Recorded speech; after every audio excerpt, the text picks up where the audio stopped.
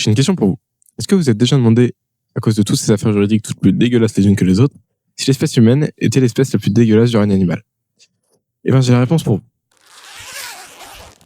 Donc aujourd'hui, cap sur l'Antarctique pour découvrir l'une des espèces les plus étranges lors de sa période de reproduction dans le règne animal. Je parle bien du manchot d'Adélie. Le manchot d'Adélie, Pygoscelis adeliae, est une espèce d'oiseau sphéniciforme vivant en Antarctique. Il ressemble à ça. Et malgré son apparence toute mignonne, cette petite boule de plume cache des comportements sexuels un peu bizarres. Mais avant de rentrer dans le vif du sujet, on va revenir un peu en arrière pour vous parler de l'histoire de la découverte de ces comportements. Le manchot d'Adélie, il a été découvert en 1840 par 2 scientifiques lors d'une expédition en Antarctique. Cette découverte, elle a permis d'apporter déjà plusieurs constats au monde scientifique sur cet oiseau, comme par exemple son type d'alimentation, son mode de vie ou encore ses comportements sociaux. Ces comportements sociaux, au manchot d'Adélie, ils sont un peu spéciaux. Il passe 90% de sa vie dans l'eau, dans des groupes de 5 à 10 individus, puis lorsqu'en période estivale, la période de reproduction commence, il va former sur les rives des grands groupes de manchots de centaines à plusieurs milliers d'individus. C'est dans ces grandes colonies que la reproduction va se passer. Cette reproduction va se découper en 3 grandes étapes. La première, c'est la migration vers justement les rives et les colonies. Pendant cette migration, le manchot, il va faire des stocks de gras pour justement tenir après ces 2 à 3 semaines de reproduction. La deuxième étape, c'est la nidification. Donc cette nidification, elle est faite par les mâles à l'aide de pierres qu'ils trouvent sur les rives.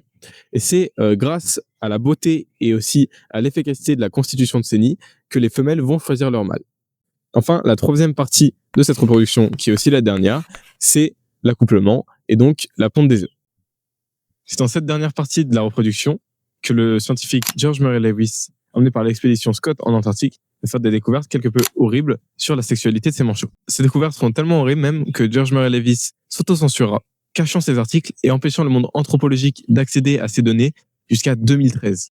C'est donc dans son article « Les habitudes sexuelles du manchot d'Adélie » publié en 2013 que Lewis nous apprend que les jeunes mâles se rejoignent parfois dans des groupes de 6 à 8 individus pour aller violer des femelles seules ou encore des poussins laissés à l'abandon par leurs parents étant allés chercher à manger. Il rajoute de plus que ces poussins meurent souvent sur le coup, rajoutant un caractère nécrophile à la scène. Et en parlant de caractère nécrophile, Lewis ajoute aussi que certains mâles seuls et déboussolés lors de cette période de reproduction vont jusqu'à s'accoupler avec des cadavres de femelles morts depuis des semaines. Malgré tout ça, en 2013, la communauté anthropologique a réussi à donner des explications à ces comportements. Ils expliquent que, puisque la période de reproduction ne dure que 2 à 3 semaines, les mâles, dans leurs premières années de vie, n'ont souvent aucune expérience sexuelle.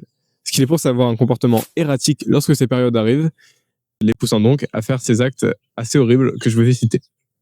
En conclusion, les manchots sont des violeurs. Ouais, méfie-toi des apparences. Basique. J'ai plus qu'une chose à vous dire. Si ça vous a plu, abonnez-vous. J'en refais sûrement d'autres. C'était Trivaxiviste. À la prochaine.